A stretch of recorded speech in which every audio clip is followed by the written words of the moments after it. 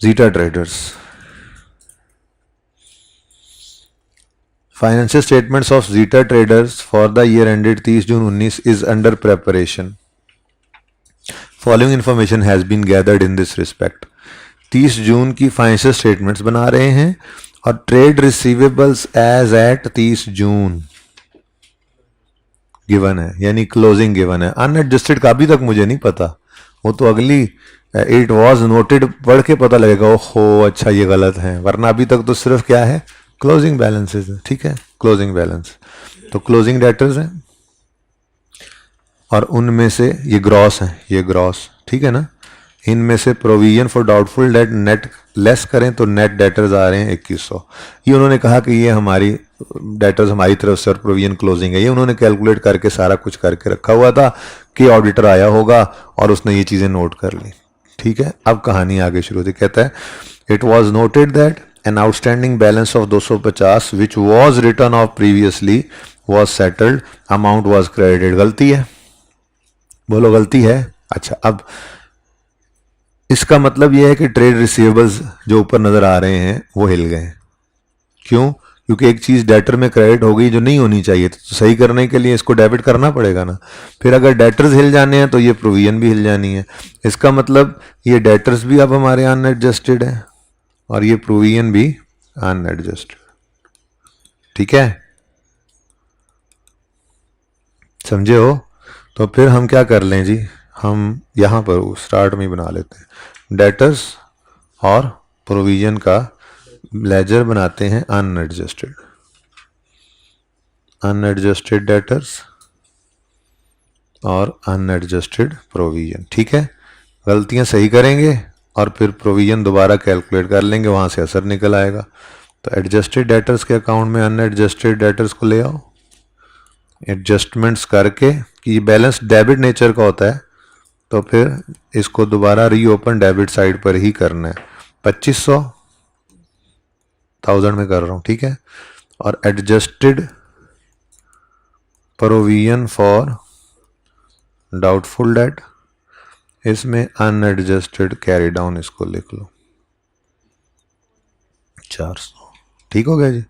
अब गलतियां सही करेंगे. पहले डेटर्स में डेटर्स सही हो जाएंगे, जो क्लोजिंग सही वाले डेटर्स होंगे उन पे प्रोविजन निकालेंगे, उसको प्रोविजन का क्लोजिंग बना लेंगे.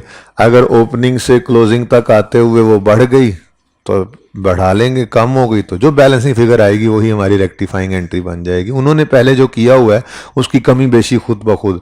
तो ये ज़्यादा अच्छा सवाल है, कॉन्सेप्चुअली ये सही रखता है. जो पिछला सवाल था उसमें मजबूरी थी हमारी कि हमारे आसान वही है, समझ आ जाए ना तो आसान तरीका वही है, इसमें तो बहुत सारा काम करना पड़ता है, लेकिन बहरहाल कॉन्सेप्ट तो यहीं से ही पूरा होता है. तो ये अनएडजस्टेड वाली बात समझ आ गई. क्लोजिंग है, ओपनिंग नहीं है. ओपनिंग डेटर दौरान साल कितनी सेल्स हुई, कितना कैश आया, कितने बैड डेट हुए, और क्लोजिंग ये नहीं निकालना हमने. क्लोजिंग उन्होंने निकाला हुआ था, कुछ गलतियां हो गई. प्रोविजन उन्होंने निकाल ली थी, रेट लगाकर एक्सपेंस ले गए थे, ये क्लोजिंग से गिवन है ना. अब उनमें कुछ गलतियां हो गई हैं तो गलतियां सही करनी है. शुरू करें जी, अपनी जो रूटीन वाली कार्रवाई है वो शुरू करते हैं जी. रूटीन कार्रवाई क्या है जी? ओरिजिनल, रॉन्ग और रेक्टिफाई. आपको मैंने बता दिया था, सिखा दिया था कि आपने पर्चे के अंदर पहले रेक्टिफाइंग एंट्री का सफ़ा दे देना है अगर उन्हें रेक्टिफिकेशन की एंट्री मांगी, और अगले पे ओरिजिनल और रॉन्ग. ठीक है. अच्छा जी, an old outstanding balance of 250 which was previously written off, यानी कि इसकी हमने प्रीवियसली एंट्री कर दी थी. Bad debt written off expense debit debtors credit. ठीक है जी, वो आया और सेटल कर गया during the year at 20% discount. उसने कहा जी मेरे पास तो 250 का 80% कितना बनता है? 250 का 80% कैलकुलेटर निकाल 200. वो आया हमारे पास, कहने लगा देखो मेरे हालात बड़े ख़राब हो गए थे तो मैं चला गया था, मेरी नीयत पे शक ना करो, मैं चला गया था, अब मैं आया हूँ, लेकिन मेरे पास ना 200 ही है. वो 250 वाले जो थे आपका देना 250 था, पर मेरे पास ये 200 ही बन पाया. मैं अपना सब कुछ बेच के आ गया कि यार कर्ज तो शहीद को माफ़ नहीं है, मेरे पास यही बना. अगर आप मुझे ये लेकर ही मुझे माफ़ कर दें, मेरी आखरत का हक माफ़ कर दें तो बड़ी मेहरबानी होगी. तो हमने माफ़ कर दिया ना, लिखा हुआ है was settled during the year at 20% discount. यानी कि जब ये पैसे आए हैं तो ये पैसे कैश डेबिट जो हुआ है, ये कैश 250 से डेबिट नहीं हुआ, बल्कि 250 के 80% यानी 200 से डेबिट हुआ है। ठीक है ना। अच्छा, अब मैं ये ओरिजिनल एंट्री बना रहा हूँ। ठीक है, ओरिजिनल एंट्री होनी चाहिए थी cash debit bad debt recovery income credit, होनी 200 से चाहिए थी, 250 से नहीं। ये बात समझो। घर पे कितने बच्चों ने ये वाला सवाल ट्राई किया है? बहुत कम बच्चे पढ़ रहे हैं, पास होने वाले बहुत कम बच्चे हैं। अगर आप लोगों ने खुद से नहीं पढ़ना है बेटा, तो यकीन कर लें आपको कोई दुनिया की ताकत पास नहीं करा सकती। फिर आपने अगली बार बैठे होना है, फिर आपने कहना है नहीं इंट्रो प्लस R1 थी ना, या आपने कहना है नहीं आई कैप तो पास ही नहीं करता। तो बातें तो बहुत सारी करने वाली हैं। ये देखें आपका एटीट्यूड कैसा चल रहा है। पता नहीं क्यों नहीं पढ़ रहे हैं आप। क्या करते रहे संडे पे? अच्छा, और सब्जेक्ट की पेडेंसीज कवर करते रहे और इसकी पेडेंसीज कर दी। ठीक है। अच्छा चलें, ओरिजिनल एंट्री बताएं जी। होना चाहिए था कैश डेबिट और bad date recovery income credit 200 से। ठीक है जी, लेकिन गलती से रॉन्ग एंट्री क्या हो गई? गलती से the amount received was credited to, वही जो करते हैं अक्सर भाई साहब, गलती कर गए। कैश डेबिट करके डेटर्स को दोबारा, आप देखो डेटर्स तो पहले भी क्रेडिट हुए थे, डेटर्स को दोबारा क्रेडिट कर गए।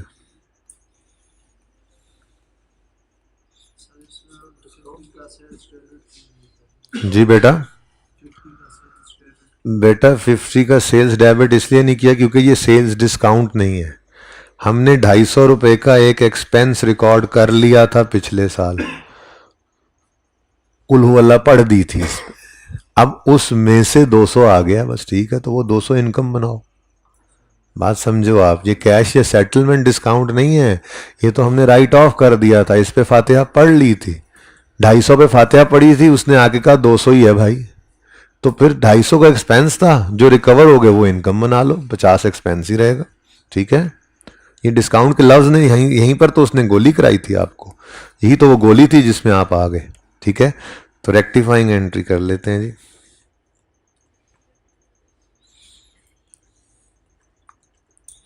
रेक्टिफाइंग एंट्री है, कैश डेबिट होना था, हो गया, कुछ ना करें। Bad debt recovery income credit होना था, नहीं हुआ, कर लीजिए। कितने से जी? 200 से। और डेटर गलत क्रेडिट हो गया है, सही करने के लिए डेबिट कर लें। अब जैसे ही डेटर हिट हो गया, आपको पता लग गया वो एडजस्टेड डेटर्स में इस 200 ने जाना है, और फिर जाहिर है प्रोविजन ने भी हिल जाना है। ठीक है, सही है। तो ये तो एक रेक्टिफाइंग एंट्री हो गई, लेकिन अभी चल रहा है काम। ये तो अभी एक काम हुआ, बहुत सारे काम निकले हैं डेटर्स में से, बहुत सारे। उसने बेसिकली इस सवाल के अंदर बैड एंड डाउटफुल डेट का टॉपिक उसने चेक किया था बच्चों का। चलें जी, सेकंड बुलेट पढ़ें। फर्स्ट बुलेट क्लियर है सबको? कोई कंफ्यूजन तो नहीं किसी को? Next, purchase return. फटाफट इसकी एंट्री सोच लें दिमाग में। परचेज रिटर्न की एंट्री होती क्या है? परचेज रिटर्न क्रेडिट और देखो, परचेज रिटर्न को डायरेक्ट कभी ना सोचा करो, परचेज को सोच लिया करो। परचेज के बढ़ने पे परचेज डेबिट होती हैं, ठीक है ना, तो परचेज रिटर्न के बढ़ने पे उनको क्रेडिट ही करना पड़ेगा ना। ठीक है, तो परचेज रिटर्न क्रेडिट होती हैं, क्रेडिटर। अच्छा, ये एंट्री होनी थी, creditor debit purchase return credit was mistakenly debited to, यानी ओरिजिनल एंट्री होना चाहिए थी क्रेडिटर डेबिट पाकिस्तान रेलवे। चलो, परचेज रिटर्न्स क्रेडिट कितने से जी? 500 से। ठीक है, अच्छा जी। अब गलती से क्या कर गए वो? वॉज मिस्टेकनली डेबिटेड टू, ओए होए होए होए, डेटर्स को डेबिट कर दिया, डेटर्स को हिट करा दिया उन्होंने, गलती डेटर्स में करा दिया उन्होंने, प्रोविजन जो चल रही है जी। तो डेटर्स डेबिट कर दिए, जिस बारे में खामोश है उसको सही एज्यूम करना है हमेशा। ठीक है जी, 500। अब सही करने के लिए क्या करोगे, क्रेडिटर गलत डेबिट हो गया, सही करने के लिए क्रेडिट करो इसको। हाँ अच्छा सॉरी, क्रेडिटर डेबिट होना था नहीं हुआ तो कर लें डेबिट 500 से। परचेज रिटर्न क्रेडिट होनी थी, हो गई, कुछ ना करें। डेटर गलत डेबिट हो गए हैं, सही करने के लिए तो डेटर्स हमारे लिए रेलेवेंट हैं। डेटर्स हिट हो गए हैं तो प्रोविजन पे असर पड़ जाएगा। ठीक है जी, कॉन्ट्रा एंट्री बन गई है भाई कह रहे, इत्तेफाक से बन गई है। अच्छा जी छोड़ें छोड़ें भाई की बात तो छोड़ें, आपको एक बुलेट रह गया है जी, ये बुलेट भी पढ़ लें।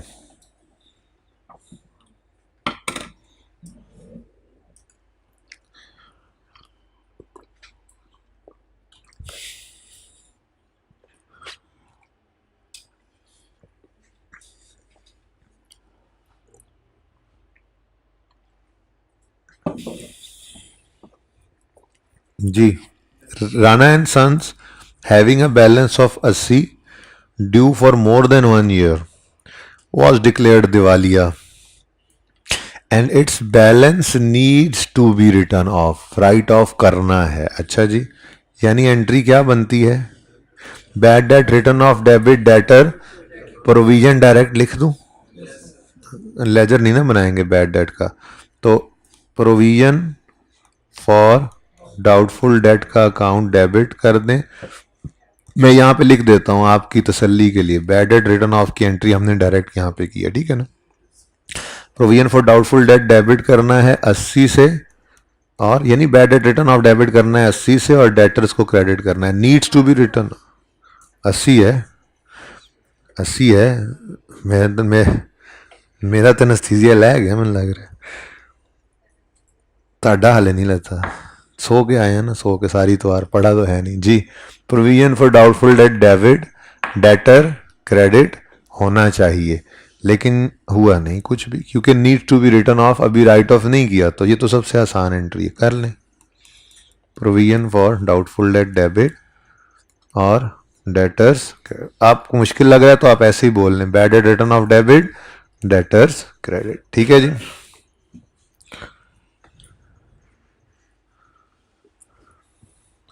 अब बस एक काम रह गया है, क्योंकि प्रोविजन के खाते हैं बड़े बड़े, और अगले पॉइंट में उन्होंने बताया प्रोविजन के साथ क्या करना है, लेकिन जो करना है उससे पहले ज़रा डेटर्स को सही कर लें। रेक्टिफाइंग एंट्री देखते हैं जी।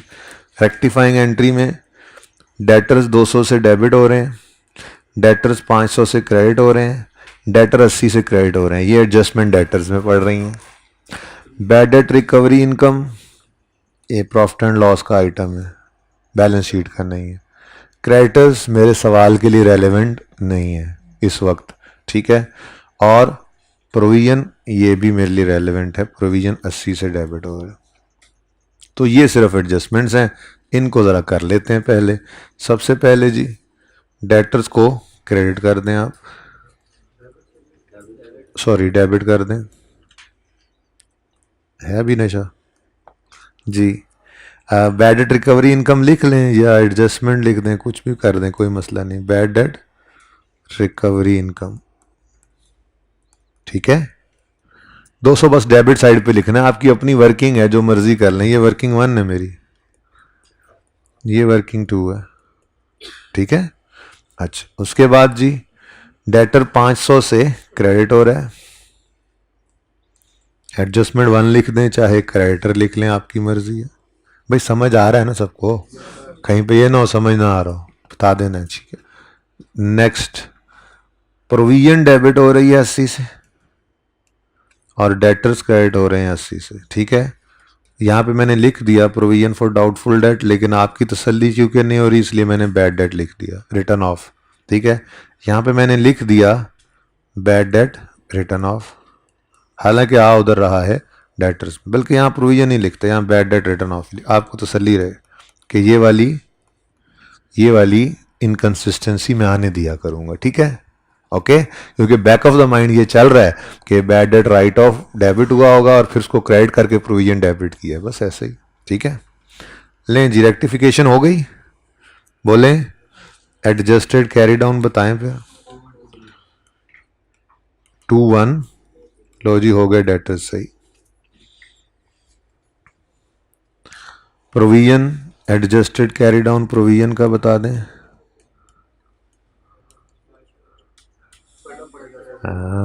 एडजस्टेड कैरी डाउन नहीं, हम दोबारा कैरी डाउन, एडजस्टेड भी कह सकते हैं, एडजस्टेड भी कह सकते हैं, लेकिन निकालेंगे हम दोबारा। ठीक है, अब इसके लिए आज एक छोटी सी वर्किंग करेंगे, डायरेक्ट नहीं निकालना। ठीक है, ये भी एक कॉन्सेप्ट है बड़ा अहम। ठीक है, ज़रूरत नहीं समझी थी बेसिक के अंदर, इसी सवाल में समझाने की नीयत थी। स्पेसिफिक प्रोविजन का एक कॉन्सेप्ट भी है। तो कैलकुलेशन ऑफ क्लोजिंग प्रोविजन हमने निकाल करनी है यहाँ पे। ठीक है, क्लोजिंग प्रोविजन की कैलकुलेशन करनी है। मुझे ये बताओ प्रोविजन कैलकुलेट करते किस चीज़ के ऊपर है? क्लोजिंग डेटर्स पे ना।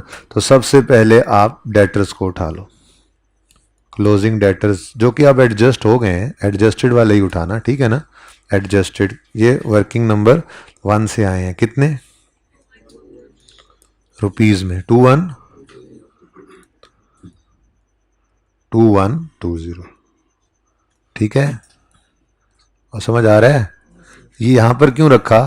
क्योंकि एक नई लाइन आगे गिवन थी। आज कह रहा है आज कि ZT maintains provision for 25% of balances जो आउटस्टैंडिंग है फॉर मोर देन 6 मंथ्स।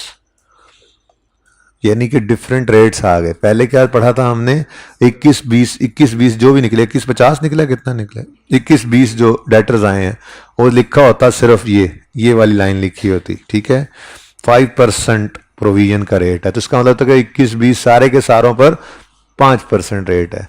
लेकिन वो ये कह रहा है नहीं जी, हम ना थोड़ा सा प्रोविजन का तरीका ये रखते हैं कि जो हमारे बैलेंसेस 6 महीने से पुराने हो जाएं। देखें, डेट जितना पुराना उतना ज़्यादा शक होता है उस पर। ठीक है, तो जो वो कहते हैं जी, जो हमारे डेटर्स 6 महीने से पुराने हो गए हैं, हमें उन पे ज़रा ज़्यादा शक है कि उनमें से शायद 25% नहीं आएंगे, और जो बाकी हैं उन पे सिर्फ 5% शक है।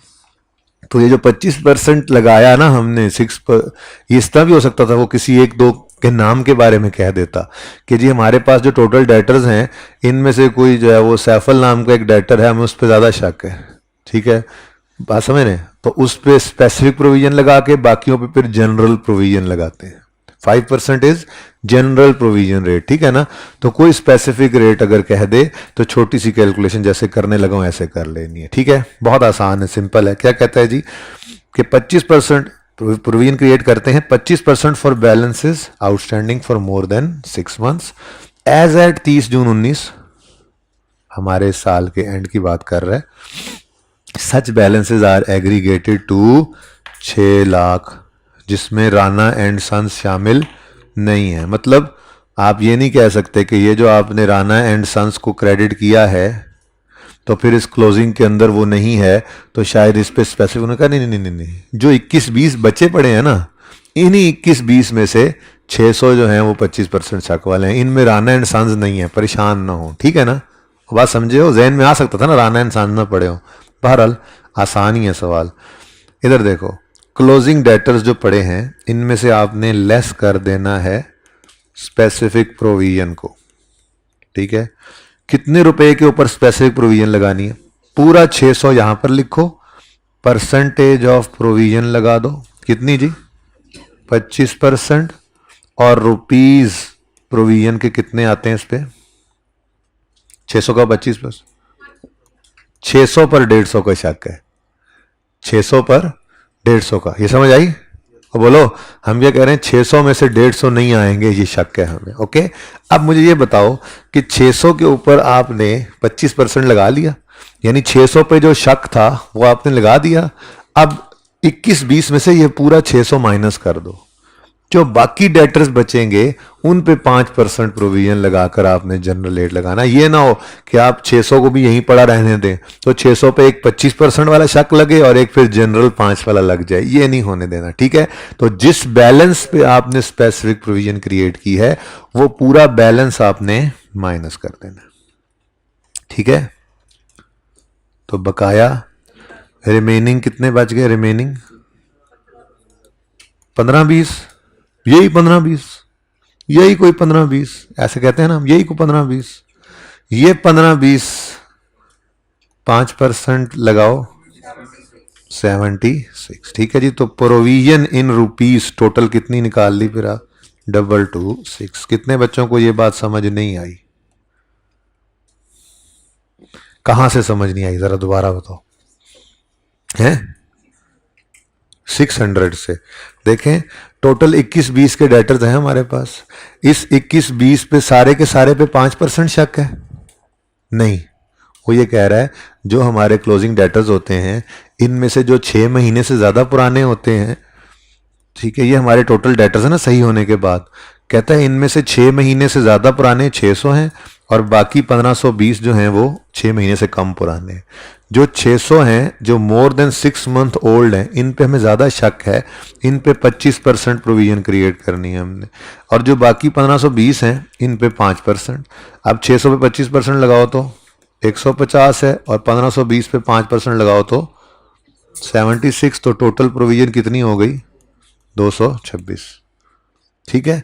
अब मैंने ये यहां पर इसलिए कहा कि आपने 21-20 में से 600 माइनस करना ना, वर्किंग इस तरह से करनी है, 600 माइनस करना है। पूरा 600 माइनस इसलिए कर लेना है कि अगर आप मिसाल के तौर पे 21-20 में से 600 माइनस ना करें या मिसाल के तौर पे 150 माइनस कर दें तो जो बैलेंस नीचे चला गया इस 600 में से उस पर 5% रेट भी लग जाएगा। हालांकि हमें सिर्फ 600 रुपए के ऊपर 150 का शक है, बाकी शक नहीं है। 2120 में से, ये ज़्यादा बेहतर समझा रही है ये वाली वर्क, 2120 में से 600 पर हमें 150 का शक है, अब वो साइड पे हो गया। जो बकाया रह गए हैं उन पे 5% है, तो इसलिए टोटल बैलेंस में से स्पेसिफिक प्रोविजन का पूरा बैलेंस माइनस कर दिया करेंगे। अब समझ आई है? और जी किसी को समझ ना आई हो फिर सोचते हैं ना, अभी तो लिखा हुआ है ना, अभी लिखा हुआ है ना। अगर ऐसा है तो फिर देखेंगे, अभी लिखा हुआ है। मैंने ऐसा सोचा ही नहीं, अभी तुम क्यों सोच रहे हो? ठीक है जी। अच्छा वैसे आपस की बात है भाई, क्या कह रहे हैं आप? चलो डेटर क्रेडिट हो गए, बोलो। अब वो अगर कहता कि इसमें राणा एंड सन्स भी है तो वो तो हम राइट ऑफ कर चुके हैं। भाई का सवाल है, अब चलो भाई का जवाब ही नहीं देते कभी मुझे। अगर 21-20 में राणा नहीं पड़ा और वो कहता 600 में राणा है तो हम 600 में से भी राणे को निकाल देते, क्योंकि 21-20 में राणा नहीं पड़ा, पर 21-20 में राणा पड़ा है, ठीक है ना। तो फिर इसलिए हमने 600 के अंदर भी उसको पड़ा रहने दिया। थोड़ी सी बात समझ आई है? अब मसला यह ना कि ऐसी बात मैं करता हूँ तो आधे बच्चे परेशान हो जाते हैं, हुआ क्या है। मसला है कि ऐसी बात सवाल में जब आती है तो बंदा अप्लाई कर लेता है, हो भी जाती है, समझ भी आ जाती है। तो let the adjustment come in question. Okay, ये भाई के सवाल पे आपने गौर नहीं करना। ओके जी, इग्नोर करें जी। प्रोविजन 226 आ गई, बोले जी। तो प्रोविजन मैं कह देता हूं जी, मैंने एडजस्टेड प्रोविजन निकाली है। अगर एडजस्टेड प्रोविजन लिखना है तो एडजस्टेड प्रोविजन लिख दें, अगर नहीं लिखना तो ना लिखें, पर वर्किंग 3 लिख लें और 226 यहां पे लिख दें। अब मजे की बात यह है कि ये लेजर ही आपको बैलेंसिंग फिगर निकाल देगा, चुप करके आपने वही रेक्टिफाइंग एंट्री कर देनी है जी। किस तरफ बैलेंस आ रहा है?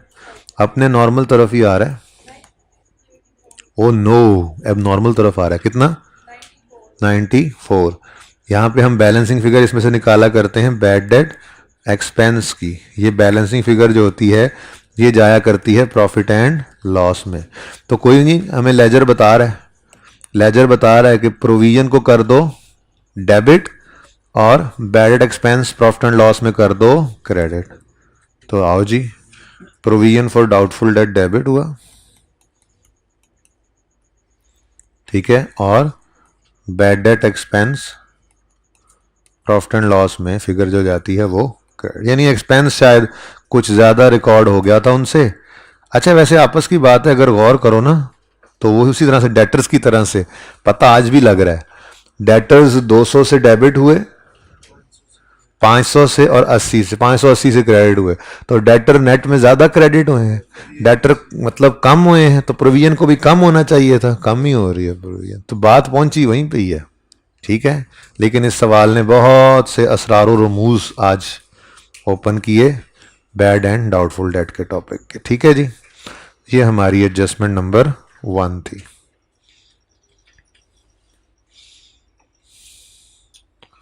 ये सारी जी बेटा सिक्योर्ड होते तो भाई साहब कह रहे हैं अगर सिक्योर्ड होते, भाई देखें अगर कोई डेटर सिक्योर्ड है तो उस पर तो शक ही नहीं ना होता। अगर किसी बंदे से आपने सिक्योरिटी रखी हुई है, वो पैसे नहीं देगा तो आप वो चीज़ बेच के पैसे पूरे कर लोगे, तो सिक्योर्ड डेटर्स पे प्रोविजन होती ही नहीं है। तो अगर सवाल में सिक्योर्ड डेटर गिवन होता तो हम यहाँ से लेस सिक्योर्ड डेटर करते, उस बैलेंस को माइनस करते, प्रोविजन का रेट 0 लगाते, और बैलेंस इसलिए माइनस कर लेते कि वो नीचे वाले में शामिल ना हो जिस पे प्रोविजन लगनी है। आ जाए तो ये भी हो सकता है जी। बैड डेट रिटर्न ऑफ नहीं, किस किस किस लेजर की क्रेडिट साइड पे? प्रोविजन के लेजर में बैड डेट एक्सपेंस ज़्यादा भी हो सकता है, कम भी हो सकता है। सबूत के तौर पे हम अपने रिवीजन वाली जगह पे जाएंगे और यहाँ पे हम ये देखेंगे कि हमने इस सवाल में क्या देखा था। बैड डेट हमेशा नहीं, ज़्यादातर, हमेशा नहीं ज़्यादातर इधर ही आता है, कभी कभार इधर भी आ जाता है जब हमें रिवर्सल करना पड़ जाता है। बैड डेट एक्सपेंस ज़्यादा रिकॉर्ड हो गया था प्रीवियस ईयर में, इस दफ़ा रिवर्स, एक तरह की इनकम बनती है, इसको इनकम कहें या reversal of previously booked expense, ठीक है। तो आ सकता है, इस तरफ आया भी था ये हफ्ते वाले दिन जी। ये एडजस्टमेंट है जी आपकी।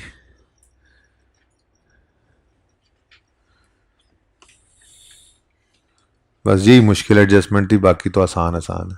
मुझे लगता है यही सवाल होगा। कोई नहीं, स्टेटमेंट ऑफ इक्विटी कल शुरू कर लेंगे, आज वैसे भी मैं ज़रा हल्की आंच पे पढ़ा रहा हूँ।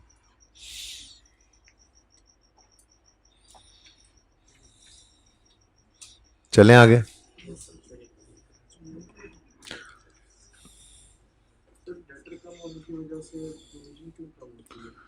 बेटा डेटर्स पर जो डेटर्स हैं उसी पर ही शक है ना। 100 रुपये में से 10 ने नहीं आना। अब ये 180 कर दो, 10% अगर लगाना है तो फिर 8 पे शक है। यही 120 कर दो, 10% शक है तो 12 ने नहीं आना।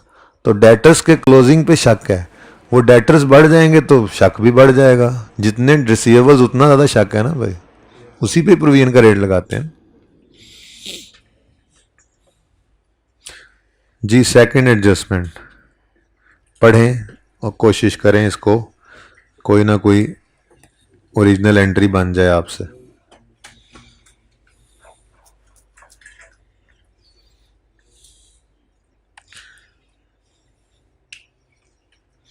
आज एक और नई चीज़ भी सीखनी है, इसीलिए मैंने ना इरादा बदल दिया स्टेटमेंट ऑफ इक्विटी का।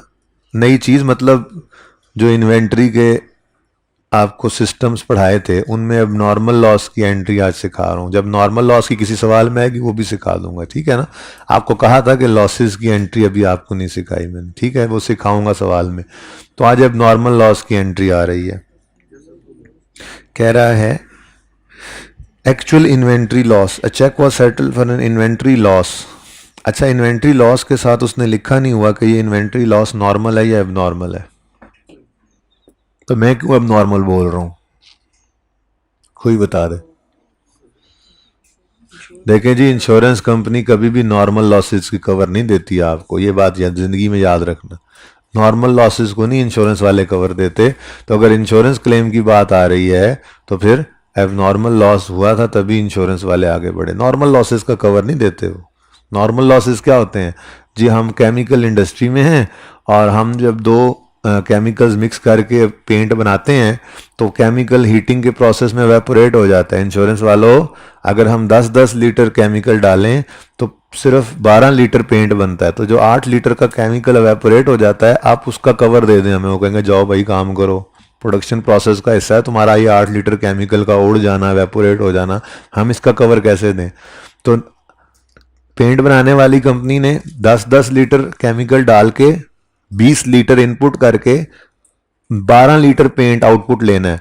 तो जो 8 लीटर उनका प्रोडक्शन प्रोसेस का नॉर्मल हिस्सा है, नॉर्मल लॉस, उसका कवर उन्हें कोई नहीं देगा, वो उनके प्रोडक्शन प्रोसेस का हिस्सा है, ठीक है। हाँ, उनका जो केमिकल पड़ा था रॉ मटेरियल, या उनकी जो फिनिश गुड्स पड़ी थी पेंट, उसको आग लग गई या किसी ने चोरी कर लिया या वो कोई जल्जला आया या सैलाब में बह गया, तो ये एक एबनॉर्मल लॉस है जिसको कवर देंगे इंश्योरेंस वाले। इसलिए इंश्योरेंस का नाम जब भी आए एबनॉर्मल लॉस, ठीक है।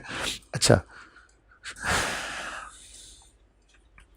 छोड़ें यार एबनॉर्मल लॉस ऑफ इन्वेंट्री। मुझे ये बताएं, आपको abnormal loss of fixed asset की एंट्री आती है? एबनॉर्मल लॉस, अगर आपको याद हो डिस्पोजल थ्रू डिस्ट्रक्शन पढ़ाया था, abnormal loss of fixed asset जी, इसकी कोई एंट्री याद है? मुझे तो याद नहीं है, आपको याद है तो बताएं। एक्यूमुलेटेड डेप्रिसिएशन डेबिट करते थे, कैश या इंश्योरेंस क्लेम रिसीवेबल। अगर कैश आ जाता तो फिर तो हम कहते थे फर्क ही कोई नहीं है एंट्री में। कैश नहीं आता था तो इंश्योरेंस वाले मान लेते थे तो कुछ अरसे के लिए, पढ़ा हुआ है ना। प्रॉफिट एंड लॉस में गेन नहीं आ सकता, मैंने आपको उस वक्त बताया था, क्योंकि अब नॉर्मल लॉस मैक्सिमम सिफर हो सकता है। इंश्योरेंस वाले मैक्सिमम आपका लॉस कवर करते हैं, गेन नहीं देते। वरना मैंने आपको कहा था हर कोई अपने एसेट्स को जला जला के बेचे, आसान काम है, तीली लाओ, इंश्योरेंस वाले तो पैसे लो, ठीक है। सर्दियों में, हाँ सर्दियों में आग भी सेको है, तो ऐसे नहीं होता। तो profit and loss account abnormal loss के केस में डेबिट ही होगा या मैक्सिमम जीरो हो जाएगा, क्रेडिट नहीं हो सकता। लेकिन अगर कभी डाटा ऐसा दे दे के हो रहा हो तो फिर उसकी बात मान लेना, सवाल में अगर लिखा हो, ऐसा होगा नहीं वैसे, ठीक है। लेकिन अगर हो जाए तो सवाल के डाटा के हिसाब से तो फिर कर देना, क्या हो सकता है। कभी कभी सवाल बनाते हुए नहीं ख्याल रहता बनाने वाले को, थोड़ा सा आगे पीछे हो जाए तो ये नहीं, लेकिन कॉन्सेप्ट यही है जो आपको बता दिया, ठीक है। और क्या जी, फिक्स एसेट क्रेडिट, ठीक है।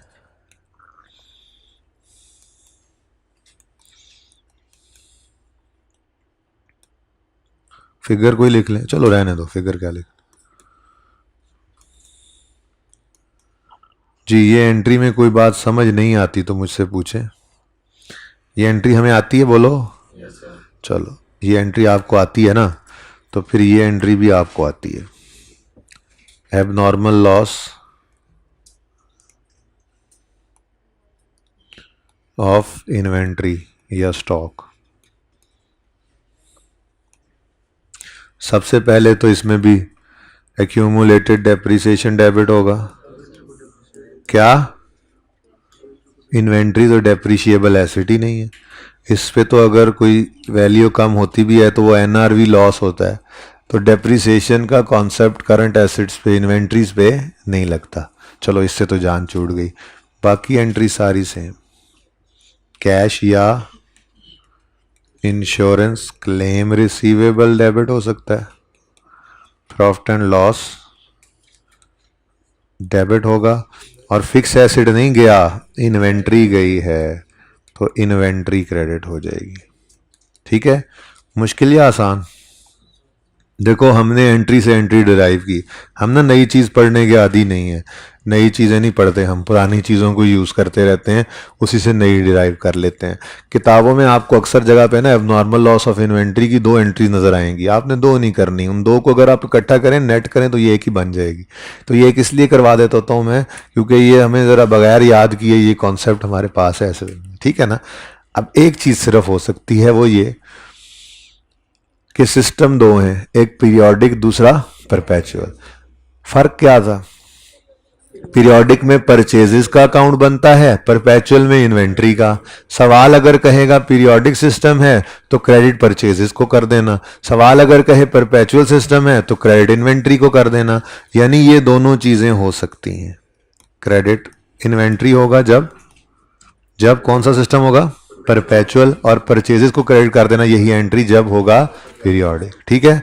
अच्छा इसी तरह से ना एक और एंट्री आएगी और वो होगी एबनॉर्मल लॉस ऑफ कैश। इसको कैश मिस अप्रोप्रिएशन एक्सपेंस भी कहते हैं।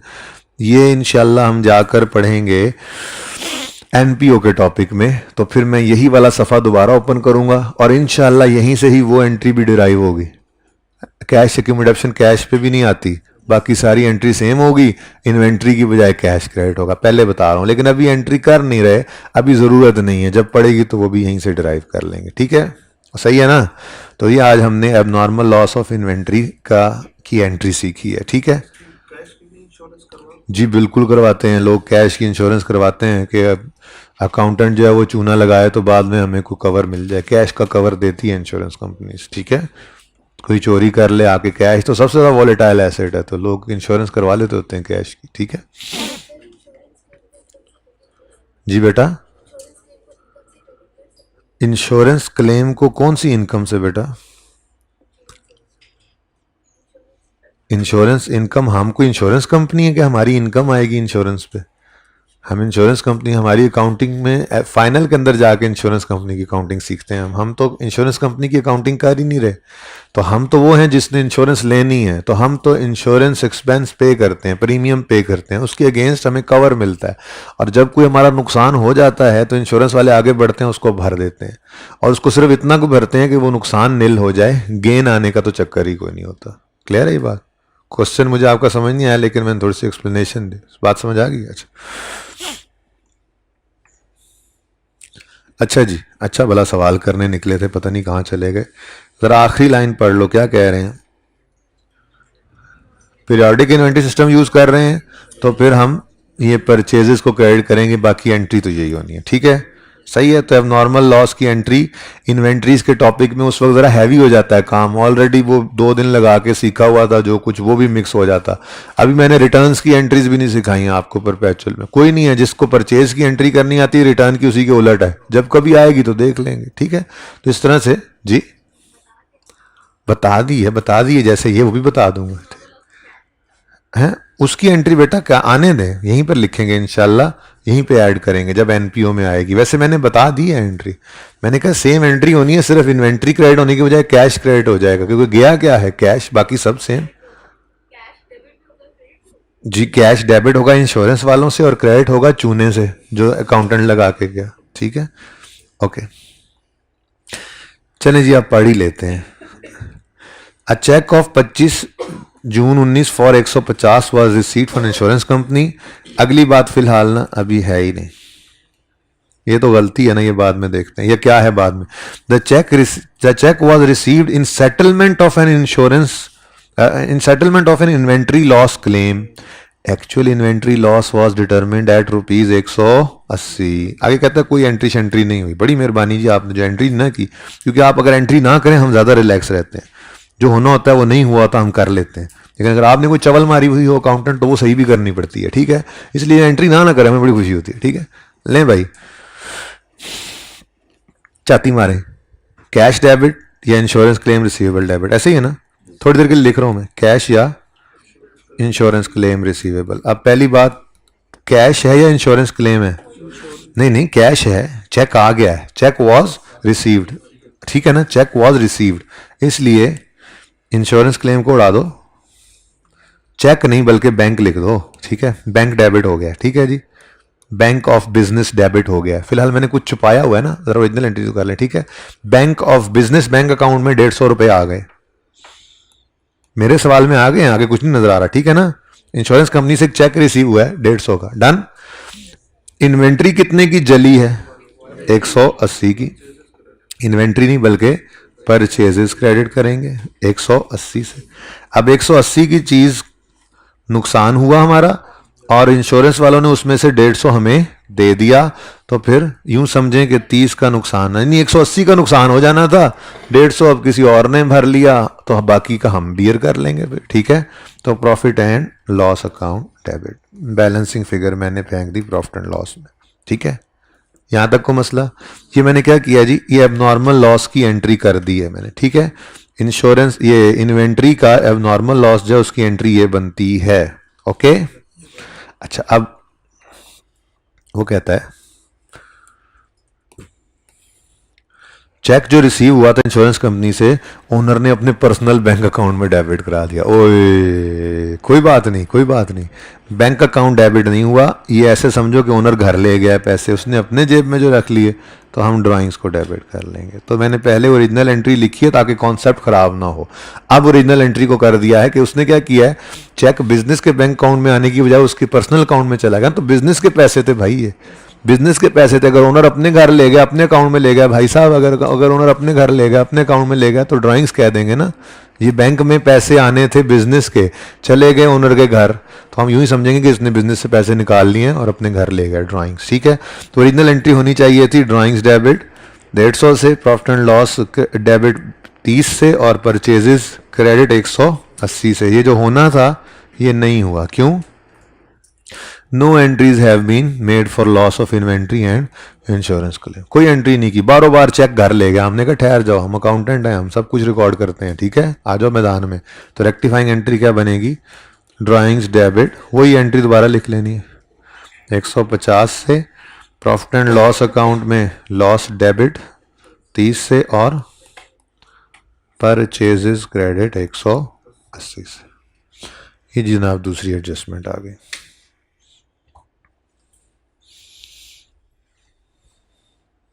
कोई मसला है तो पूछ।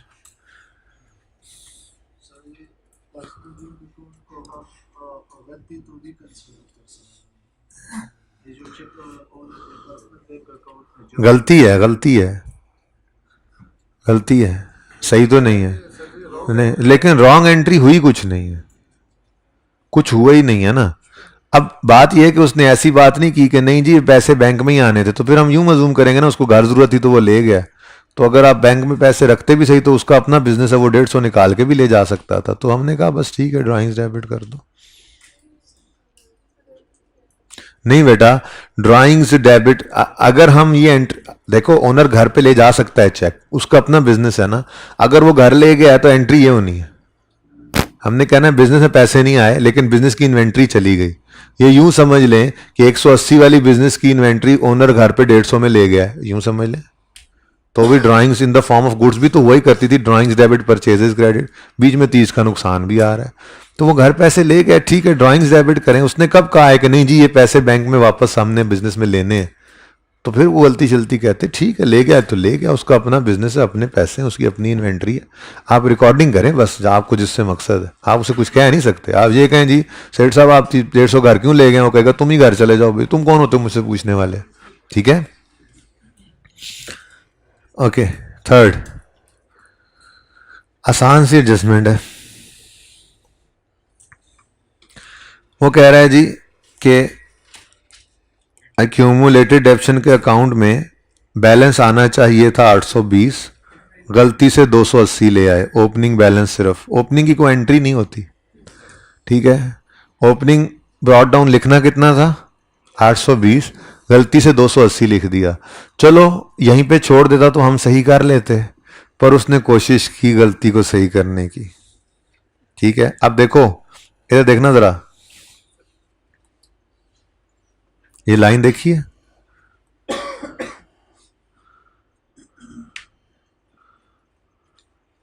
यही सवाल करेंगे आज, ठीक है। कल इंशाल्लाह फिर दोनों काम साथ साथ, दोनों काम, ठीक है। टाइमथी की 3-4 एडजस्टमेंट्स करा के अप्रोच समझा दूंगा, ऐसे चलना है। सवाल इतना को नोट भी जाहिर है इस पे हो जाना है। उसके बाद कहूँगा चलो अब बाकी ट्राई करके आना और सिमल्टेनिटी के ऊपर मूव कर जाएंगे, ठीक है। फिर परसों जब आएंगे तो कहूँगा चलो भाई ट्राई किया, चलो 2 एडजस्टमेंट्स और करते हैं, वो करवाऊंगा, फिर सिमल्टेनिटी, ठीक है। इस तरह से ना ये रेक्टिफिकेशन का टॉपिक और फैल जाएगा, सोचने का और मौका मिल जाएगा। आप ट्राई करते हैं, एडजस्टमेंट सारी करवाऊंगा इंशाल्लाह, आपको कोई एडजस्टमेंट छोड़ेंगे नहीं हम इंशाल्लाह, ठीक है। लेकिन ज़रा हैवी नहीं होता काम, इकट्ठा ऐसे ऊपर नहीं पड़ता और आप ट्राई भी करते रहते हैं, ठीक है ना। क्योंकि करेक्शन ऑफ एरर का टॉपिक भी ऐसा है जो खुद से भी टेस्ट हो सकता है, दूसरे टॉपिक्स में भी यूज़ हो सकता है। तो अच्छा है इसको फैलाकर कर लें। 6 दिन में करने की बजाय समझो 10 दिन में कर रहे होंगे तो ज़रा ज़्यादा बेहतर फील करेंगे इंशाल्लाह आप, ठीक है। अच्छा जी, मैं क्या करने लगा था, हाँ मैं ये कहने लगा था, इधर देखें, वो फिर मैं लाइनें लगाने लगा था। मैंने कहा था ये लाइन देखो, तो देखी लाइन, इधर देखें जी ओरिजिनल एंट्री क्या होनी चाहिए थी, क्या होना चाहिए था भाई। ओपनिंग की कौन सी एंट्री होती है, ठीक है, लेकिन उसने गड़बड़ कर दी। फिर ओपनिंग कोई एंट्री नहीं होती, बस हमने 820 को सही लिखना था, गलती से 280 लिख गए, कोई मसला नहीं था। मसला तो यहां से शुरू हुआ, the error was tried to be corrected. ये बड़ा मसला है, गलती सही ना करे, अल्लाह करे अकाउंटेंट गलती सही ना करे, ठीक है।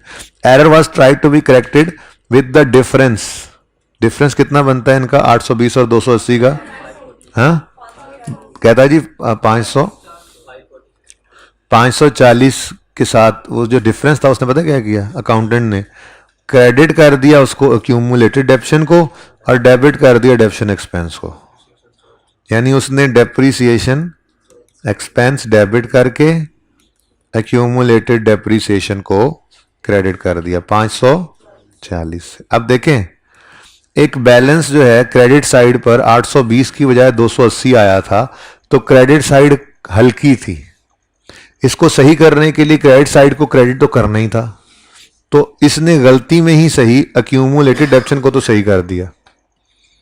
सही है ना? क्रेडिट साइड पे 400 ये 820 ब्रॉड डाउन लिखना था, क्रेडिट साइड ब्रॉड डाउन से शुरू होती है ना, गलती से 280 लिखा। अब 540 से कम क्रेडिट साइड पे लिखा हुआ था, उसने क्रेडिट करके इसको, जब दूसरा जो चवल मारी है वो बाद में देखते हैं, जो इसने क्रेडिट किया क्यूमुलेटेड डेप्शन के अकाउंट को, सही हो गया। लेकिन मसला यह है कि इसको सिर्फ जो है ना ओपनिंग को सही करने के लिए क्रेडिट ही करना चाहिए था 540 से, और कुछ भी करने की जरूरत नहीं थी, क्योंकि कोई डबल एंट्री तो होकर आता नहीं है। ओपनिंग तो सिर्फ लिखना था क्रेडिट साइड पर, तो सिर्फ क्रेडिट साइड पर 540 बढ़ा लेता। लेकिन उसने क्या किया, 540 भी बढ़ाया, वो तो डेप्शन, उन्होंने कहा डबल एंट्री करूंगा मैं। अल्लाह के बंदे, डबल एंट्री किस लिए कर रहे हो? तुमने कौन सी डबल एंट्री की गलती की हुई है? जस्ट ओपनिंग गलत लिखा हुआ, उस ओपनिंग को सही करके लिख दो। ओपनिंग को काट के ही 820 कर देता, या 540 नीचे लिख देता 280 के, सही हो जाता। बात समझ रहे हो? लेकिन उसने क्या किया, उसने डेप्शन एक्सपेंस को डेबिट कर दिया। अब एक्यूमुलेटेड डेप्रिसिएशन जो क्रेडिट हुआ है ना 540 से, ये सही क्रेडिट हो गया, ठीक है। इसको तो अब कुछ नहीं करना, लेकिन जो डेप्शन एक्सपेंस क्रेडिट डेबिट कर दिया उसने, उसको सही करने के लिए हमें क्या करना पड़ेगा, इसको क्रेडिट करना पड़ेगा। तो डेबिट फिर मजबूरन हम सस्पेंस को कर दें। तो नॉर्मली ना ये ब्रॉड डाउन की गलतियां जो हैं ये सस्पेंस के अंदर ही आपको सही होती हुई नजर आएंगी, ठीक है। ओके, ये बहुत अच्छी दो एडजस्टमेंट्स हैं जी।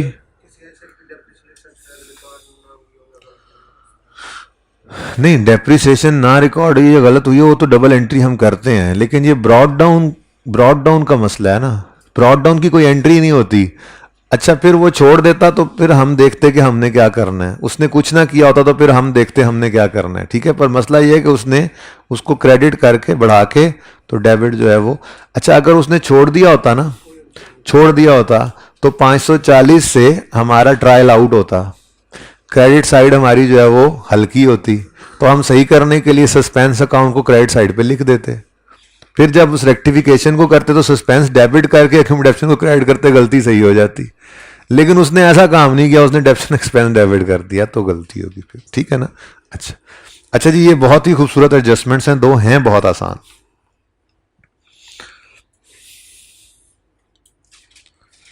देखें,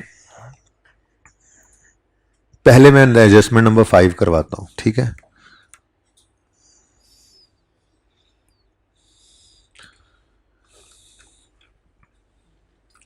मुझे एक बात बताएं, अगर आपके पास कोई बंदा अमानत रखवा जाए कि जी ये मेरी चीज संभाल के रखना, तो वो आपकी चीज हो जाती है ना। अमानत तो अमानत होती है भाई, ठीक है।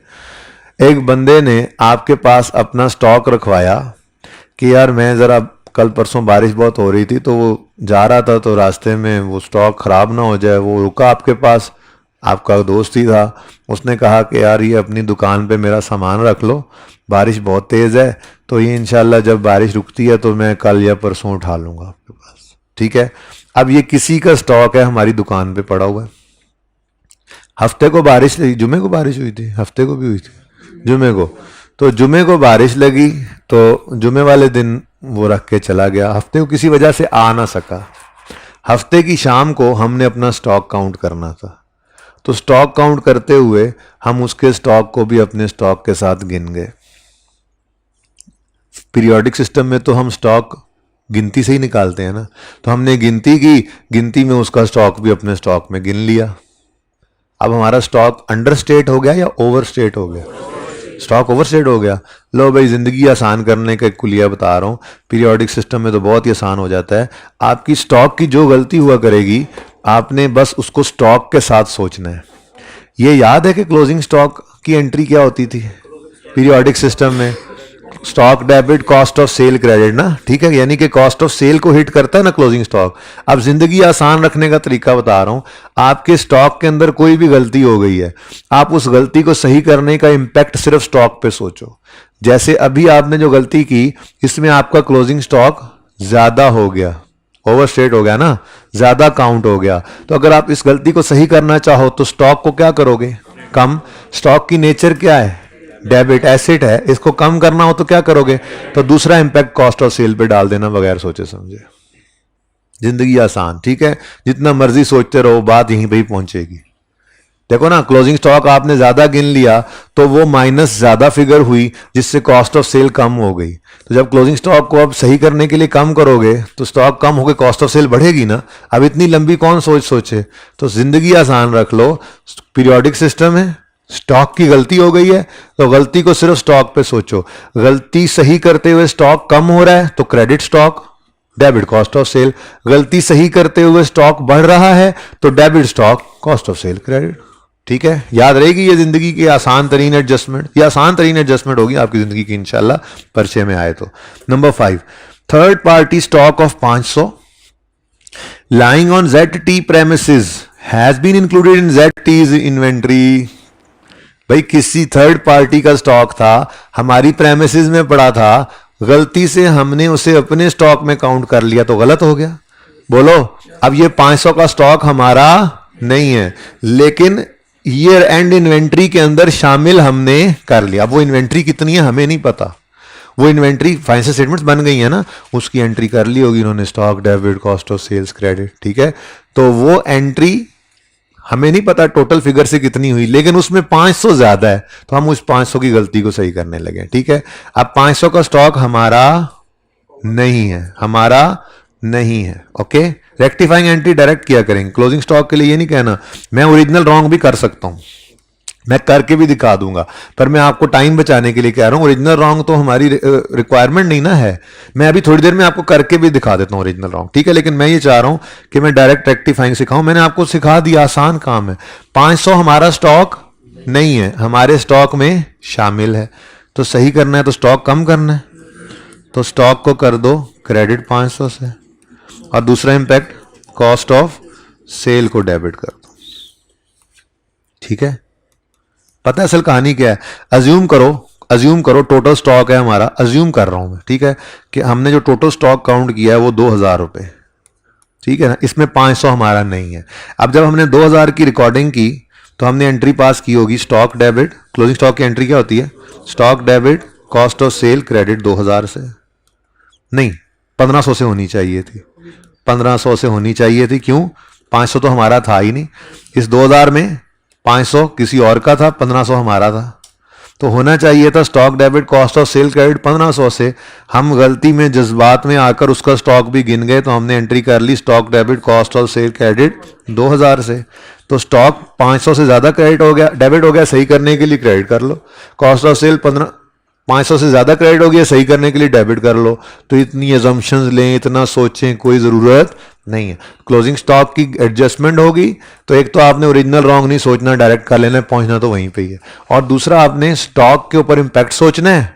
गलती में स्टॉक बढ़ रहा है, गलती सही करने के लिए स्टॉक बढ़ रहा है तो स्टॉक डेबिट, दूसरा इंपैक्ट कॉस्ट ऑफ सेल। गलती सही करते हुए स्टॉक कम हो रहा है तो stock credit cost of sale debit. ठीक है, समझ गए हो, तो इसकी कोई जरूरत नहीं हुआ करेगी आपको।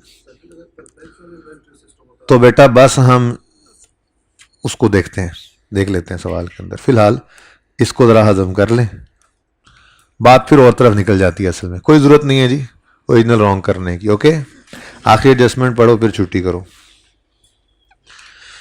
Goods amounting to 350 received from supplier on 30 June. मुझे एक बात तो बताओ, मैंने आपको एक्रूअल के टॉपिक में एक बात की थी, एक्सपेंस को हम रिकॉर्ड करते हैं कब, जब गुड्स रिसीव कर लें और सर्विसेज यूज अप कर लें।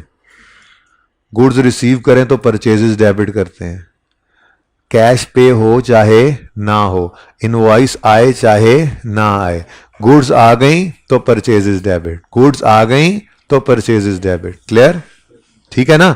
अच्छा, अब वो क्या कह रहा है, goods amounting to 350 received from supplier on 30 June 19। 30 June 19 पे चीजें आ गई हैं, हमारा स्टॉक है, ठीक है, इसकी एंट्री हमें कर देनी चाहिए थी परचेजेस डेबिट, कैश या क्रेडिटर जो भी है वो क्रेडिट, परचेजेस को डेबिट करना था।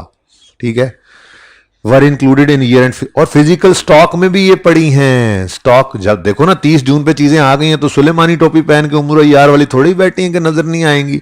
जब चीजें 30 जून पे आ गई हैं और पीरियोडिक सिस्टम में हमने काउंट करके स्टॉक को गिना है तो हमारे स्टॉक के अंदर वो चीजें शामिल हैं, तो क्लोजिंग स्टॉक के अंदर शामिल हैं और होनी भी चाहिए थी। यानी जो हमने स्टॉक काउंट किया, जिसकी एंट्री हमने करनी है stock debit cost of sale credit, उसमें ये 350 की चीजें पड़ी हैं। पड़ी होनी चाहिए थी, पड़ी होनी चाहिए थी, होनी चाहिए थी। बेटा आप बताएं, होनी चाहिए थी? समझ आ रही है आपको? आपको समझ आ, हाँ आप पीछे ना मुड़ के देखें, आपको समझ आ रही है इस बात की? बेटा आपसे पूछ रहा हूं, क्लासेस वाले बच्चे, पक्की बात है? मुझे लग रहा है नहीं आ रही समझ। भाई क्लोजिंग स्टॉक में चीजें पड़ी हुई हैं क्योंकि 30 जून को आ गई हैं, ये पड़ी हैं तो हमारा स्टॉक है, परचेज रिकॉर्ड करनी चाहिए थी। सही है। अच्छा, चूंकि 30 जून को आ गई हैं तो फिजिकल काउंट में तो शामिल ही होनी है। ठीक है। अब ये 30 जून पे स्टॉक में शामिल हैं, होनी भी चाहिए। क्लोजिंग स्टॉक की कोई गलती नहीं है। अब आगे पढ़ते हैं। वो कहता है but recorded in purchase day book on, लेकिन परचेजेस की एंट्री हमने 30 जून पर नहीं की। शायद इनवॉइस नहीं आई होगी, अकाउंटेंट हेड ऑफिस में बैठा होता है, उसे क्या पता कि फैक्ट्री पे चीजें आ गई हैं नहीं आ गई हैं। ठीक है। तो एक एंट्री है जो हमने नहीं की है। क्या एंट्री है जी? परचेजेस। अच्छा, डे बुक के अंदर रिकॉर्ड नहीं हुआ, मतलब किताबों में रिकॉर्ड ही नहीं हुई एंट्री। डे बुक्स जो है ना, बुक्स ऑफ प्राइम एंट्री कहलाती हैं। पहली बार जो एंट्री है वो original books of original entry के अंदर आती हैं और फिर आगे बढ़ती हैं। तो बुक्स ऑफ ओरिजिनल एंट्री में ही चीजें नहीं आई हुई। ठीक है। तो परचेजेस डेबिट, क्रेडिटर क्रेडिट होना चाहिए था 350 से, लेकिन ये नहीं हुआ। एरर ऑफ ओमिशन है तो बहुत आसान है, हम कर लेंगे। Purchases debit, creditors credit. अब भाई नहीं ना, यकम जुलाई पे एंट्री होनी चाहिए। अब यकम जुलाई पे जाकर फिर रिवर्सल करेंगे, लेकिन हम यकम जुलाई पे नहीं ना जा रहे, हम तो 30 जून को सही कर रहे हैं। यकम जुलाई, अगर अगले साल में जाओगे तो इसको रिवर्स भी करना पड़ेगा, वहां गलत रिकॉर्ड हुई है। लेकिन मैं यकम जुलाई वाले साल में तो नहीं ना खड़ा हुआ इस वक्त। मुझे 30 जून से, मैंने 30 जून सही कर लिया, यकम जुलाई में जाकर उसको भी रिवर्स करोगे आप, लेकिन फिलहाल 30 जून से मेरा कंसर्न है। 30 जून पे ये परचेज बनती थी, रिकॉर्ड नहीं हुई तो कर लें। ठीक है। अच्छा देखें, इसका ना पार्ट बी बहुत से भी ज्यादा इंपॉर्टेंट है। ये आपका होमवर्क के कल आते ही मैं इसको डिस्कस करूंगा। पार्ट बी में कहता है इफेक्ट ऑन प्रॉफिट। तो बताओ, अब प्रॉफिट के लिए आपको पता है इनकम एक्सपेंसेस रेलेवेंट है। क्या चीज? इस 200 से प्रॉफिट ने, रेक्टिफाइंग एंट्री देखेंगे, इस 200 से प्रॉफिट ने बढ़ना है, उसके बाद इस 94 से भी प्रॉफिट ने बढ़ना है, एक्सपेंस क्रेडिट जो हो रहा है। फिर इस 30 से प्रॉफिट ने कम होना है, एक लॉस रिकॉर्ड हुआ। फिर इस 540 से प्रॉफिट ने बढ़ना है, एक एक्सपेंस जो रिवर्स हो रहा है। फिर परचेजेस बढ़ गई, एक्सपेंस बढ़ गया, प्रॉफिट ने कम होना है। कॉस्ट ऑफ सेल बढ़ गई, एक्सपेंस बढ़ गया, तो प्रॉफिट ने कम होना है। तो प्लस माइनस करके नेट में प्रॉफिट का इंपैक्ट पार्ट बी में आपने निकाल के लाना है। ठीक है जी। जिंदगी रही तो कल मुलाकात होगी। अल्लाह हाफिज। ये लैपटॉप मुझे ला दूंगा, उत्ते वाली गेड़ी वर्किंग। पार्ट बी जरा पढ़ें इस सवाल का। पार्ट बी क्या था? Compute the net effect of above on ZT's profit. अब बात सुने जी प्लीज। रेक्टिफाइंग एंट्रीज मैंने आपको कहा था आपने देखना है प्रॉफिट एंड लॉस को, एसेट्स और लायबिलिटीज प्रॉफिट एंड लॉस को हिट नहीं करते। रेक्टिफाइंग एंट्रीज में जो इनकम्स और एक्सपेंसेस हिट कर रहे हैं प्रॉफिट एंड लॉस को, वो इंपैक्ट डालेंगे प्रॉफिट। ठीक है। अगर इनकम देखें, बड़ी सादा सी बात है, इनकम अगर बढ़ेगी, इनकम अगर बढ़ेगी तो प्रॉफिट, बोलो, प्रॉफिट बढ़ जाएगा। और अगर इनकम कम होगी तो प्रॉफिट भी कम होगा। सिंपल रूल ऐसा ही है। एक्सपेंसेस के केस में क्या होता है जी? अगर एक्सपेंसेस बढ़ें तो प्रॉफिट्स कम होते हैं, और अगर ये साथ साथ ना IAS 8 की तैयारियां भी चल रही हैं, एक्सपेंस अगर कम होगा तो प्रॉफिट बढ़ जाएगा। ये IAS 8 की तैयारियां भी साथ साथ चल रही हैं रेक्टिफिकेशन के। अच्छा जी, अब रेक्टिफाइंग एंट्रीज देखते जाएंगे और इंपैक्ट ऑन प्रॉफिट लेते जाएंगे। दो तरह के सवाल कर सकता है ये। या तो ये गलत प्रॉफिट दे दे और कहे कि सही प्रॉफिट की फिगर निकालो, तो उस गलत प्रॉफिट की फिगर में ऐड लेस करके सही प्रॉफिट निकाल लेते हैं हम। ये कभी कभी ऐसा भी करता है, वो गलत प्रॉफिट की फिगर ना दे और ये बता दे नेट में इंपैक्ट बताओ प्रॉफिट पे क्या पड़ना है, तो कुछ चीजें रेक्टिफिकेशन वाली प्रॉफिट को बढ़ा देंगी, कुछ प्रॉफिट को कम कर देंगी, तो नेट में इंपैक्ट निकल आएगा। ठीक है, अब पहली रेक्टिफाइंग एंट्री में bad debt recovery income credit हो रही है, debtor debit, bad debt recovery income credit. Debtor का डेबिट होना तो प्रॉफिट एंड लॉस को हिट नहीं करता, ठीक है। इनकम क्रेडिट हो रही है, यानी कम हो रही है, बढ़ रही है, इनकम बढ़ रही है, इनकम का बढ़ना प्रॉफिट को बढ़ा देगा। छोड़ो अंग्रेजियां क्या करनी लिख के, यहां पे आप लिख दो एडजस्टमेंट नंबर 1 का इंपैक्ट, और क्या होगा जी, प्रॉफिट बढ़ जाएगा कितने से, 200 से। और अगर बहुत ज्यादा आपको तकलीफ हो रही है, कुछ लिखना चाह रहे हैं, तो आप यहां पर लिख सकते हैं bad debt recovery income recorded, ठीक है। लेकिन इसको लिखने की कोई जरूरत नहीं है, इसके असल है 500 ये 200 लिखना और पॉजिटिव लिखना, ये सही हो, ठीक है। क्योंकि हमने किस पे इफेक्ट देखना है जी, प्रॉफिट पे। तो इनकम रिकॉर्ड हुई, रेक्टिफिकेशन हमने जब की तो एक इनकम रिकॉर्ड हुई, एक करेक्शन की वजह से एक इनकम रिकॉर्ड हुई, तो इनकम बढ़ गई, इनकम के बढ़ने से प्रॉफिट बढ़ जाता है। इंपैक्ट ऑन प्रॉफिट क्या है, इस करेक्शन का इंपैक्ट प्रॉफिट पे क्या पड़ा, प्रॉफिट 200 से बढ़ गया। Next, creditor debit debtor credit, इसका प्रॉफिट पे क्या इंपैक्ट आएगा, कोई इंपैक्ट नहीं है, प्रॉफिट तो हिट नहीं हो रहा, ये तो बैलेंस शीट आइटम्स हैं दोनों। आगे बढ़ते हैं, provision for doubtful debt debit debtor credit. अब दरअसल ये एंट्री तो थी बैड डेट रिटर्न ऑफ की, अगर आपको याद हो तो। अब बैड डेट रिटर्न ऑफ वैसे तो प्रॉफिट को इंपैक्ट डालते हैं, ठीक है ना, लेकिन हमने एक अप्रोच बनाई थी कि हम बैड डेट रिटर्न ऑफ को अलग से प्रॉफिट एंड लॉस में लेकर जाने की बजाय वो बैड डेट वाले लेजर को क्रेडिट करके उसे भी प्रोविजन में डेबिट कर देते थे और एक कंबाइंड फिगर लेकर जाते थे प्रॉफिट एंड लॉस में बैड डेट एक्सपेंस की। तो इस 80 की एंट्री अलग से प्रॉफिट पे इंपैक्ट लेने की बजाय इस एंट्री का आप ये देखें कि आपने जो बैलेंसिंग फिगर निकाली थी नेट में तो वही गई थी ना, ठीक है। वरना तो 400 से 226 तक प्रोविजन की कमी कितनी बनती है, सारे कुछ छोड़ दो, 400 और 226 में फर्क कितना बनता है, 400 और 226 का डिफरेंस बताओ, 100 कितना, 70, 174 से एक्सपेंस कम हुआ और 80 से बढ़ गया। नेट करो, 174 माइनस 80 करो, 94 का नेट में बढ़ कम हो गया। असल तो अलग अलग देखते तो क्या होता, प्रोविजन 174 से कम हुई और रिटर्न ऑफ एक्चुअल वाला 80, एक्सपेंस बढ़ गया।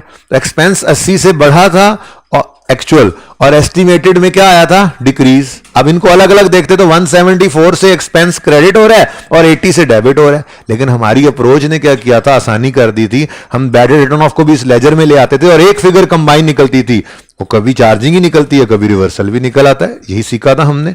तो हमने 94 से एंट्री पास की थी बैड डेट एक्सपेंस की, वो एंट्री बनी थी एडजस्टेड, छोड़ो, प्रोविजन फॉर डाउटफुल डेट का अकाउंट डेबिट और बैड डेट एक्सपेंस क्रेडिट, यही किया था ना।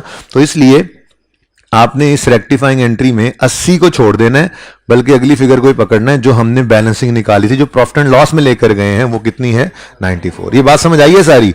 80 अलग से एक्सपेंस था, लेकिन उधर 174 अलग से रिवर्सल था, लेकिन हमारी एक अकाउंट वाली अप्रोच ने इसको नेट करके 94 का एक्सपेंस प्रॉफिट एंड लॉस में रिवर्स कराया था। तो वो रिवर्सल की एंट्री सिर्फ डायरेक्ट कर दो, दो अलग अलग क्यों करनी, ठीक है। तो बताओ जी, ये एडजस्टमेंट तो वही चल रही है मेरे ख्याल में अभी, ठीक है, एडजस्टमेंट 1 ही चल रही है ना अभी भी जी, एडजस्टमेंट 1 ही चल रही है अभी मेरे ख्याल, एडजस्टमेंट 1 ही चल रही है। और इसके अंदर 94 से एक एक्सपेंस क्या हुआ है, क्रेडिट, यानी कम। एक्सपेंस के कम होने से प्रॉफिट बढ़ जाता है। तो हम यहां पर पहले तो लिख लें कितना, 94 पॉजिटिव। अब यहां पे कुछ भी ना लिखो तो काम हो गया है, अगर लिखना चाहो तो लिख लो bad debt expense reversed. Working का रेफरेंस देना चाहो तो दे लो, जरूरत नहीं है वैसे, सिर्फ एडजस्टमेंट नंबर लिख दो काफी है, प्लस माइनस सही होना चाहिए। ये दोनों समझ आए हैं, ये 200 और 94 दोनों ने प्रॉफिट को बढ़ाया है। क्यों, एक इनकम रिकॉर्ड हुई है, दूसरा एक एक्सपेंस रिवर्स हुआ है। ओके, सही है, ये बहुत इंपॉर्टेंट है इफेक्ट ऑन प्रॉफिट देखना, क्योंकि ये इस टॉपिक के अंदर भी आता है इसी तरह से, और आगे जाकर तो आइए सेट के अंदर ये यूज होना ही होना है एक्सटेंसिवली। ठीक है, आगे बढ़ें जी। अच्छा, नेक्स्ट ड्राइंग्स डेबिट। ड्राइंग्स तो प्रॉफिट एंड लॉस का आइटम नहीं है, ये तो कैपिटल से नेट होता है बैलेंस शीट में। हाँ, प्रॉफिट एंड लॉस डेबिट 30 से और परचेजेस क्रेडिट 30 से। ये असल में वो कहानी आई थिंक, वो जो हमारा स्टॉक 180 का जल गया था और इंश्योरेंस वालों ने उसमें से 150 दे दिया था, तो हमने कहा था 30 का, तो हमें फिर नुकसान हो गया। ठीक है, अब ये दोनों चीजें प्रॉफिट एंड लॉस को हिट कर रही हैं। पहले 30 का loss, profit and loss account debit हो रहा है ना, एक लॉस हुआ है, लॉस बढ़ रहा है, एक्सपेंस बढ़ रहा है। एडजस्टमेंट नंबर कौन सा है, ये 2 है, तो एडजस्टमेंट 2 का पहला इंपैक्ट क्या पड़ा, लॉस ऑफ इन्वेंट्री लिख दो, या अब नॉर्मल लॉस, या कुछ भी ना लिखो, एडजस्टमेंट 2 लिख दो सिर्फ, कोई मसला नहीं। लेकिन इस 30 से लॉस रिकॉर्ड हुआ है ना, प्रॉफिट ने क्या होना है, कम होना है, 30 माइनस, ये सही लिखना था बस, 30 और माइनस। ठीक हो गया। Next, purchases is an expense. Purchase क्या है, एक एक्सपेंस ही है, बचपन से सिखाया हुआ है। ठीक है, तो परचेजेस क्या हो रही हैं, क्रेडिट यानी कम, एक्सपेंस कम हो रहा है, एक्सपेंस के कम होने से प्रॉफिट बढ़ जाएगा। तो एडजस्टमेंट नंबर 2 में आपने पॉजिटिव 180 लिख दिया। ठीक है, अब इस पर बेशक आप लॉस ऑफ इन्वेंट्री लिखना है तो ठीक है, और सही है, बस इंपैक्ट लेते जाओ। डीप डाउन जाकर सोचोगे तो आपको ये समझ नहीं आ रही, इन्वेंट्री जली और प्रॉफिट बढ़ गया, वो नॉर्मल लॉस रिकॉर्ड हो जाता है ना, कॉस्ट ऑफ सेल में से हम निकाल लेते हैं। छोड़ो इस बात को, आप बस आप इंपैक्ट देखते जाओ और चलते जाओ। ठीक है, नेक्स्ट, सस्पेंस एक क्रिएट हो गया था, वो डेबिट होके खत्म हो गया, लेकिन जब सही वाला इंपैक्ट लिया तो वो किसको चला गया, सही वाला इंपैक्ट तो डेप्रीसिएशन को चला गया। ठीक है, तो डेप्रीसिएशन एक्सपेंस 540 से क्या हो रहा है, क्रेडिट, एक्सपेंस क्रेडिट हो रहा है, मतलब एक्सपेंस कम हो रहा है, तो एक्सपेंस का कम होना प्रॉफिट को बढ़ा देगा। एडजस्टमेंट नंबर बताएंगे मुझे, 3 है, तरतीब से ही चल रही थी सवाल कल, तरतीब से। अच्छा चलो जी, कितना, 540 से एक्सपेंस कम हुआ तो प्रॉफिट बढ़ गया। यहां पे आप लिख दो, लिखना चाहो तो डेप्रीसिएशन रिवर्स्ड, रिवर्स ही की है ना, गलती से डेबिट कर दी थी जो रिवर्स कर दी। कुछ भी ना लिखो, सबसे अच्छा है, कुछ भी ना लिखो। उसने क्या कहा है, लिखो अंग्रेजी, उसने कहा इंपैक्ट बता दो नेट में। ये तो एक ब्रैकेट डाल के भी प्लस माइनस कर सकते थे हम, और एक फिगर लिख के दे सकते थे उसको। ठीक है, नेक्स्ट, परचेजेस डेबिट। अच्छा, ये वो है जो स्टॉक आ गया था लेकिन हमने परचेज उसकी रिकॉर्ड नहीं की थी, है ना, तो परचेज रिकॉर्ड कर ली, परचेज बढ़ गई, परचेज एक्सपेंस है, एक्सपेंस के बढ़ने से प्रॉफिट कम हो जाता है, तो 350 नेगेटिव लिख लो। ठीक है, यहां पे एडजस्टमेंट नंबर 4 लिखकर परचेज रिकॉर्डेड लिख लो, कुछ भी ना लिखो तब भी खैर है। 350 और उसका माइनस लिखना ये जरूरी है। और लास्ट है जी, कॉस्ट ऑफ सेल्स बढ़ गई। ये एंट्री समझ आ गई थी कल, ये एंट्री समझ आ गई थी, मैंने कहा था बड़ी जिंदगी आसान कर लो। जब भी पीरियोडिक सिस्टम हो और स्टॉक की एडजस्टमेंट आ जाए, ओरिजिनल और रॉन्ग करने की जरूरत ही नहीं है। रेक्टिफाइंग एंट्री में देखो, स्टॉक गलती में बढ़ा हुआ है या गलती में कम हुआ है। अगर स्टॉक गलती से बढ़ गया है तो सही करने के लिए क्या करोगे, कम। अब स्टॉक क्या है, आसान ना इसको सोचना इस तरह, स्टॉक क्या है, एसेट, एसेट को कम करना है तो क्रेडिट, आंखें बंद करके दूसरा इंपैक्ट कॉस्ट ऑफ सेल को डेबिट। यानी कि स्टॉक कम होगा तो कॉस्ट ऑफ सेल बढ़ जाएगी, स्टॉक क्रेडिट तो कॉस्ट ऑफ सेल डेबिट। और अगर आपने करेक्शन करते हुए स्टॉक को बढ़ाया है तो स्टॉक एसेट है, एसेट का बढ़ना डेबिट, दूसरा इंपैक्ट आंखें बंद करके कॉस्ट ऑफ सेल को क्रेडिट करो। हम क्या रहे हैं कि क्लोजिंग स्टॉक बढ़े तो कॉस्ट ऑफ सेल कम हो जाती है। इसको प्रूव एक बार कर लेते हैं, जिंदगी में आइंदा कभी नहीं सोचना फिर। ठीक है, एक एग्जांपल है। ठीक है, इसमें 2 रुपए ओपनिंग स्टॉक है, 50 परचेज है, 5 क्लोजिंग स्टॉक है, तो कॉस्ट ऑफ सेल कितनी आ रही है, 47। अब 2 और 50 वैसे ही रखो और क्लोजिंग स्टॉक को क्या करना है, बढ़ाना है, बढ़ा लो, बढ़ा के कर लो 9। कितना आता है कॉस्ट ऑफ सेल, है देख लो, 43, 39 जी। अब देखो क्या हुआ है भाई, हमने क्लोजिंग स्टॉक को बढ़ाया तो कॉस्ट ऑफ सेल कम हो गई, इनका इनवर्स रिलेशन है। क्यों? क्योंकि क्लोजिंग स्टॉक ना माइनस होने वाली फिगर है कॉस्ट ऑफ सेल में, तो माइनस होने वाली फिगर जितनी बढ़ती जाएगी कॉस्ट ऑफ सेल उतनी। अब मैं यही तो कह रहा था, इनवर्स रिलेशन है। मैंने कहा ये सब मत सोचो, पर्चे में इतना कौन सोचे, पर्चे में सिर्फ ये देखो करेक्शन करनी है, स्टॉक गलती से बढ़ गया है, करेक्शन करने के लिए क्या करना है? कम। तो क्लोजिंग स्टॉक को कम करोगे तो cost of, closing stock credit तो कॉस्ट ऑफ सेल आंखें बंद करके डेबिट। अब एंट्री क्या बनी? Cost of sale debit, stock credit. Cost of sale बढ़ गई, स्टॉक कम हुआ, मतलब स्टॉक को अगर कम करें, अब इधर से सोच लो, 9 से स्टॉक 5 पे करो तो कॉस्ट ऑफ सेल 43 से 47 पे हो जाए।